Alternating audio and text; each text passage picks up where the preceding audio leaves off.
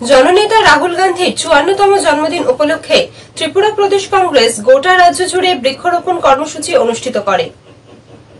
১৯ June দেশের জনপ্রিয় নেতা প্রাক্তন সর্বভারতীয় কংগ্রেস সভাপতি সাংসদ রাহুল গান্ধীর ৫৪তম জন্মদিন। এই উপলক্ষে ত্রিপুরা প্রদেশ কংগ্রেস একগুচ্ছ কর্মসূচির আয়োজন করে, যার মধ্যে ছিল বৃক্ষরোপণ, বিভিন্ন স্থানে ফল, মিষ্টি ইত্যাদি প্রদান সহ জনসম্পর্ক। ত্রিপুরা প্রদেশ কংগ্রেস ভবনের সামনে থেকে অনুষ্ঠানের সূচনা হয়। আগরতলার উমাকান্ত স্কুল প্রাঙ্গণে বৃক্ষরোপণ করা হয়। তাছাড়া এই দিন গোটা রাজ্যে প্রায় ৯০০টি বৃক্ষরোপণ করা হয়। আগরতলার অনুষ্ঠানে উপস্থিত ছিলেন প্রদেশ কংগ্রেস সভাপতি আশিস কুমার সাহা সহ বিভিন্ন নেতৃবৃন্দ। ছিলেন মহিলা কংগ্রেস, যুব কংগ্রেস, সেবা দল, শ্রমিক সংগঠন থেকে শুরু করে কংগ্রেসের বিভিন্ন শাখা সংগঠনের নেতৃবৃন্দ ও কর্মী সমর্থকগণ। नफरत की बाजार में मोहब्बत का दुकान खोलार जे कांडारी সেই জননায়ক শ্রী রাহুল গান্ধীজির জন্মদিন আজকে। আমরা সকল সংকল্প নিয়েছি যে আমাদের সাংগঠনিক ৯টি ডিস্ট্রিক্টের মধ্যে প্রতি ডিস্ট্রিক্টে ১০০টা করে আমরা গাছ রোপণ করব আজকে, এবং টোটাল ত্রিপুরা রাজ্যে ৯০০ গাছ আজকে রোপণ করা হবে প্রত্যেকটি ডিস্ট্রিক্টে কর্মসূচি আমাদের।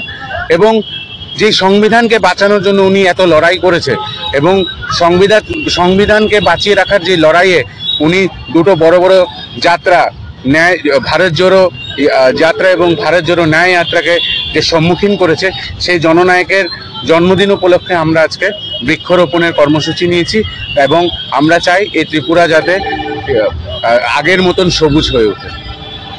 হচ্ছে না, আজকে আপনাদের উদ্যোগ কি বলবেন? আজকে আমাদের সর্বভারতীয় কংগ্রেস কমিটি প্রাক্তন কংগ্রেস অধ্যক্ষ, সাংসদ, আমাদের ভারতবর্ষের গণতন্ত্রপ্রিয় মানুষের এবং সংবিধান রক্ষার্থে যিনি অবিরাম আন্দোলন চালিয়ে যাচ্ছেন, পিছিয়ে পড়া মানুষকে তার অধিকার পাইয়ে দেওয়ার জন্য দেশের বিরাট অংশের জনজাতি, পশ্চাৎপদ এবং তফসিলি জাতির মানুষের সংরক্ষণকে সুরক্ষিত রাখার জন্য যে লড়াই, এই লড়াইয়ের জননায়ক রাহুল গান্ধীজি ৫৪তম আজকে জন্মদিন। এই জন্মদিন উপলক্ষে আমরা ত্রিপুরা প্রদেশ কংগ্রেস, প্রদেশ যুব কংগ্রেস, প্রদেশ মহিলা কংগ্রেস এবং আমাদের বিভিন্ন শাখা ও বিভাগের পক্ষ থেকে কর্মসূচি আমরা হাতে নিয়েছি। বৃক্ষরোপণ, বিভিন্ন দুস্থদের খাদ্য সামগ্রী বিতরণ, বিভিন্ন ওল্ড এজ হোম, অরফেনেজ হোমগুলিতে আমাদের কর্মীবৃন্দরা গিয়ে সেখানে তাদেরকে খাদ্য সামগ্রী বিতরণ করে এই দিনটি পালন করবেন। আমি ত্রিপুরা প্রদেশ কংগ্রেসের পক্ষ থেকে রাহুল গান্ধীজিকে শুভেচ্ছা ও অভিনন্দন জ্ঞাপন করছি।